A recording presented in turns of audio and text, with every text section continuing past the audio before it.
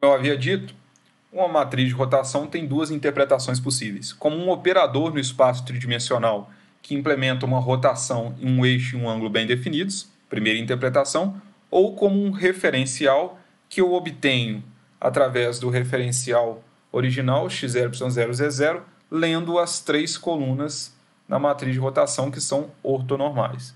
Este novo referencial que eu vou ler, ele tem o mesmo centro que o referencial original, mas os seus eixos podem estar rodados com relação a ele, dependendo da matriz de rotação Q.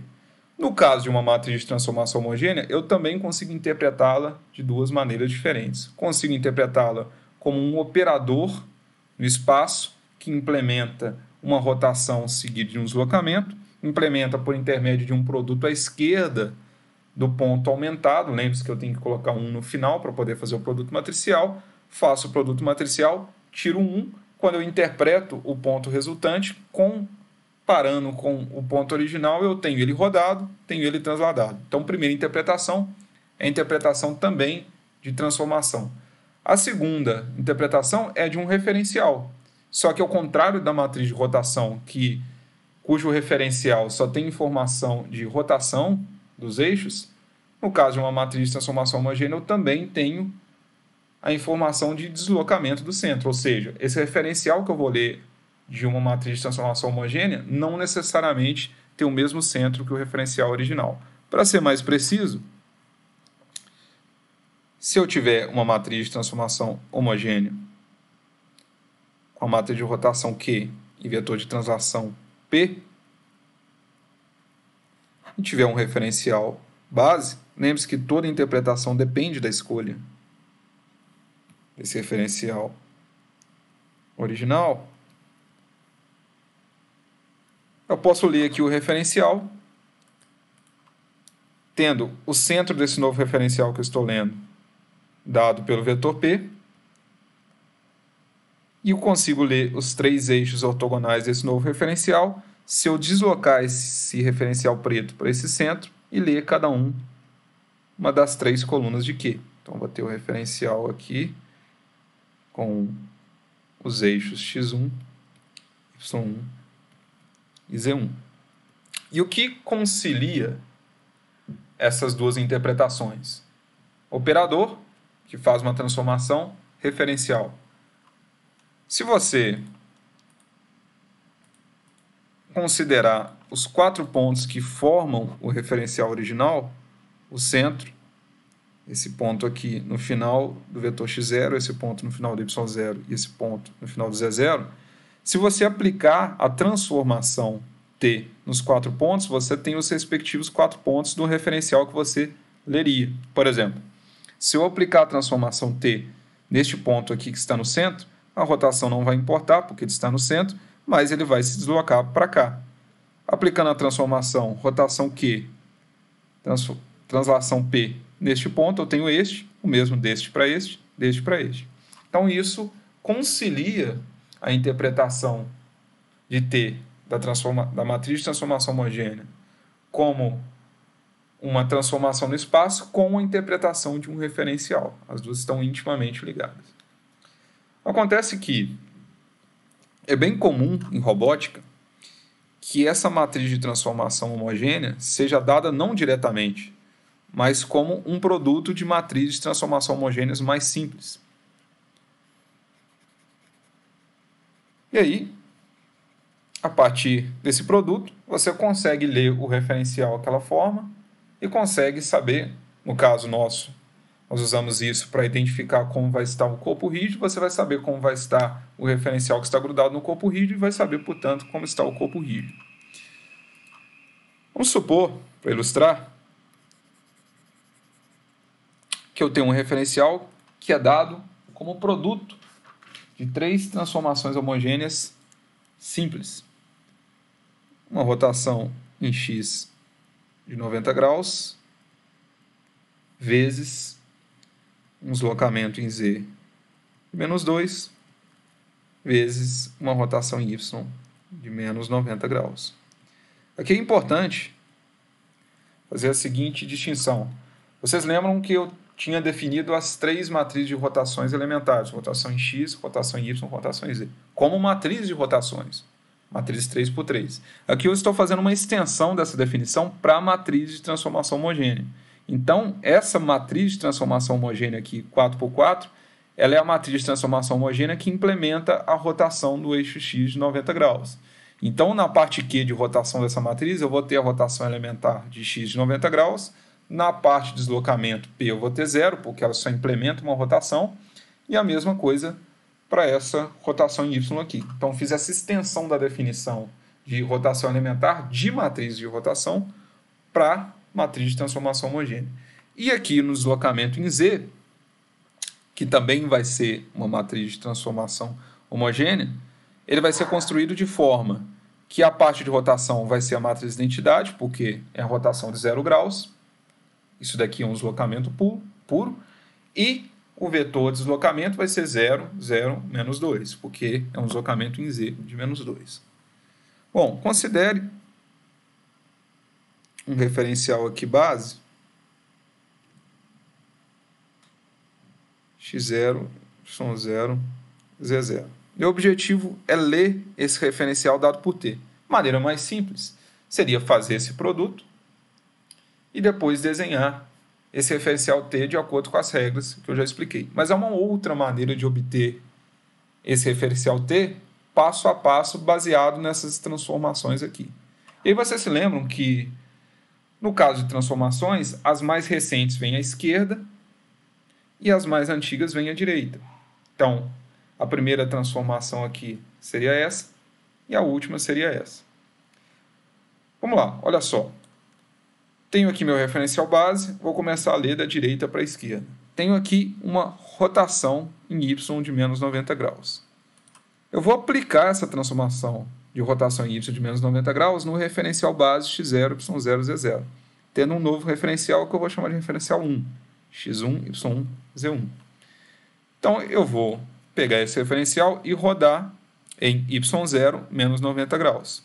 Se fosse mais y0 seria para cá, sendo menos y0 seria para cá. Lembre-se que você tem que usar aí a regra da mão direita. Seria equivalente aqui a rodar mais 90 graus no eixo menos y0. Bom, seja como for, nós vamos ter o seguinte referencial, referencial 1.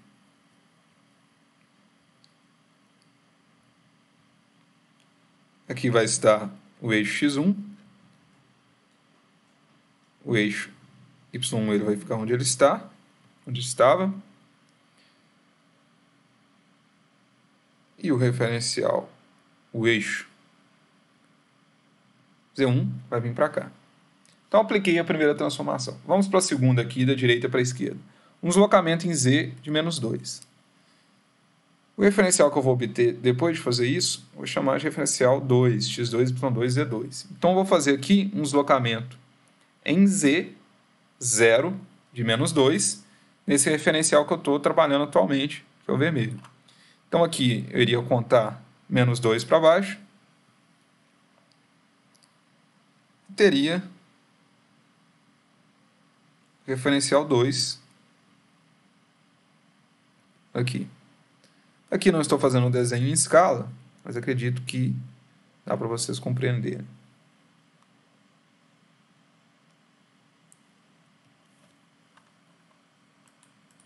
E aqui,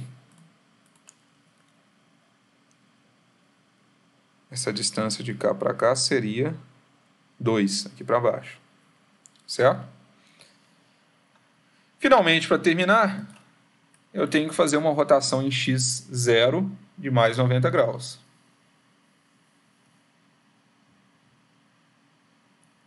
Então, tendo um referencial agora que é o 3, que eu vou rotar em torno de x0, este vetor aqui, de mais 90 graus. Aqui é importante prestar bastante atenção, porque a rotação aqui pode ser um pouco complicada de visualizar, mas o que eu tenho que fazer é rodar cada um dos 4 pontos aqui, centro, este extremo, esse extremo e esse extremo, em torno de x0 de 90 graus, para eu reconstruir o eixo resultante, o referencial resultante. Então, este ponto aqui, se eu rodar em torno de x0 90 graus, ele vai vir para cá.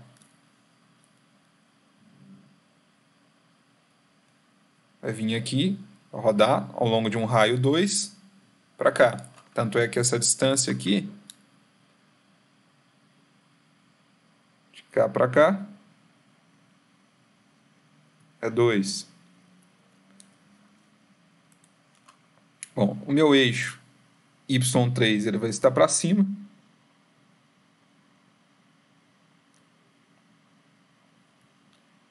Meu x3 vai estar para cá.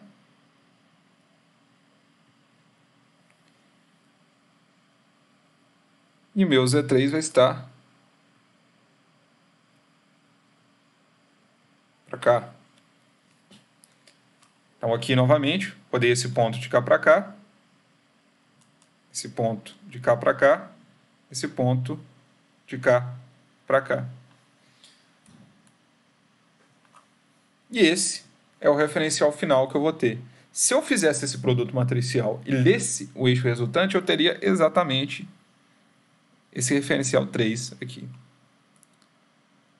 Bom, mas há uma outra maneira de fazer essa visualização. Também por etapas.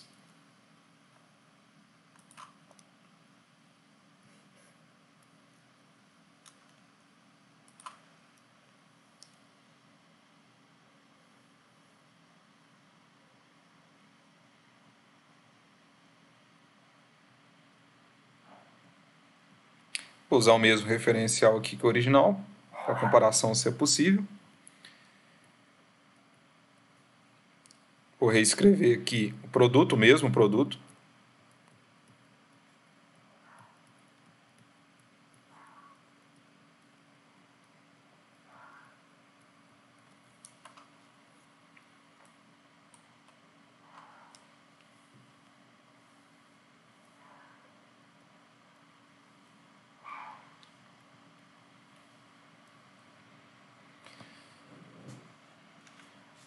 E aí, agora em vez de ler da direita para a esquerda, eu vou ler da esquerda para a direita. Mas aí, para funcionar, tem um pequeno detalhe que é importante para vocês prestem atenção. Vamos lá, começando com o referencial base, eu vou fazer uma rotação em x, qual x? x0, não há outro x aqui, de mais 90 graus. Então, fazendo aqui uma rotação, eu vou ter um novo referencial que eu vou chamar de referencial A. Não é o mesmo referencial do referencial 1, embora eu escreva de vermelho.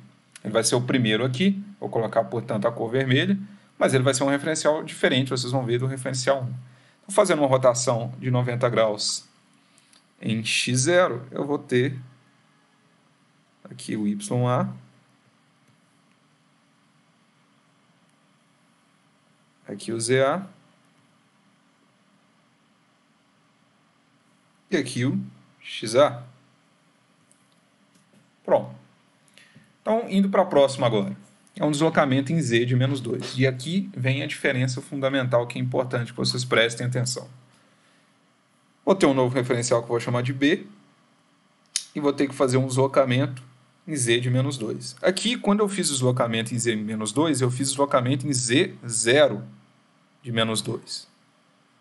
Aqui, eu vou fazer um deslocamento não no Z do referencial original, mas do Z do referencial atual, que é o ZA. Então, vou fazer um deslocamento de menos 2 neste Z, não neste. De modo que eu vou ter, fazendo aqui o deslocamento,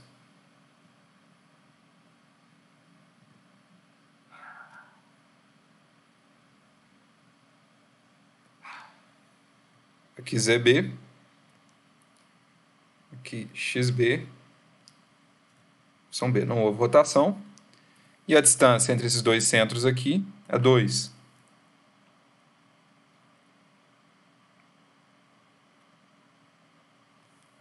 Fiz em ZA negativo, então ZA positivo para cá, ZA negativo para cá.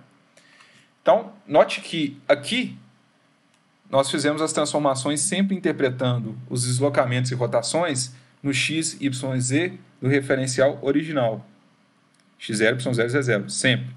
Aqui, nós vamos ver, nós já começamos, mas nós vamos ver que isso tem que continuar. Eu vou sempre fazer a interpretação no referencial atual. Então, por exemplo, agora eu tenho que fazer uma rotação em y. Qual y? Não é o y0, não é o YA, é o y atual, que é o YB. Então, vou fazer uma rotação de menos 90 graus em YB. Então, fazendo aqui a rotação de menos 90 graus. Se fosse mais 90 graus, seria para cá. Menos 90 graus vai ser para cá. Então, vou ter meu eixo final. Os eixos finais, referencial. ZC. YC.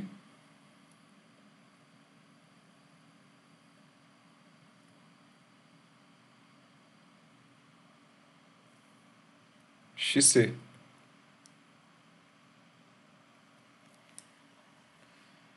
Agora acabou. Note que o referencial final é o mesmo, embora os intermediários sejam diferentes.